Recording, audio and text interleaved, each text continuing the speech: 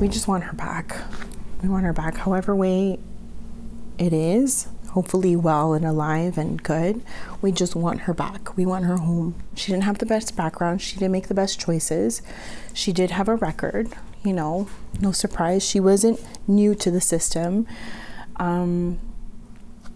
So it's like a woman within this field with this background and ending up in this situation. Of course, the paperwork is going to be filed, everything's going to be done, but I don't feel that the effort's really in there.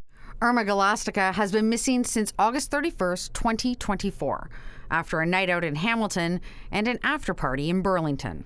Her apartment was fully intact. Everything's there, passport, jewelry, everything. So she clearly wasn't running away. No, and with the clothing she had on, I doubt she went very far. Irma's friends and family are desperate for answers and becoming pseudo-investigators in the process.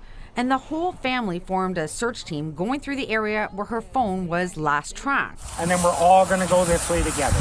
And we set up a ground search on multiple occasions. A lot of our family members had gone to put up posters. We went knocking on the doors, talking to neighbors, speaking to the community, just trying to raise awareness of, hey, there's a missing woman that dropped a pin here and this is where she last said she was.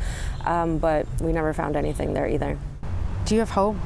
Do you think that there's a happy ending here? Yes, absolutely. I don't know if happy is the word, but something's going to come up, but I have a lot of faith in God that we'll find her.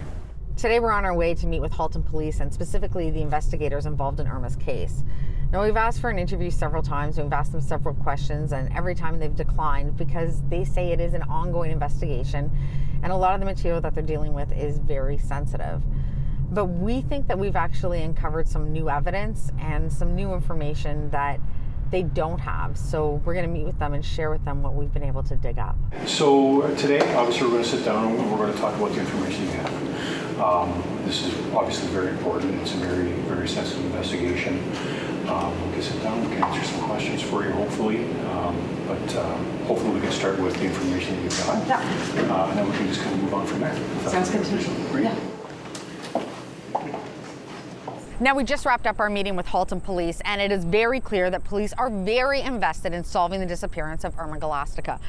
Now, I expected to meet with an investigator, but when I got inside, there were several officers at the table, including an investigator from the homicide unit and another investigator from the human trafficking unit, which to me, at the very least, suggests that police are examining the possibility that Irma was sold into the sex trade. Now, some of the evidence we were able to bring to the table was clearly new information for police, including some of the connections between Carpenter and members of organized crime groups, but also addresses and notes recovered from Irma's iCloud.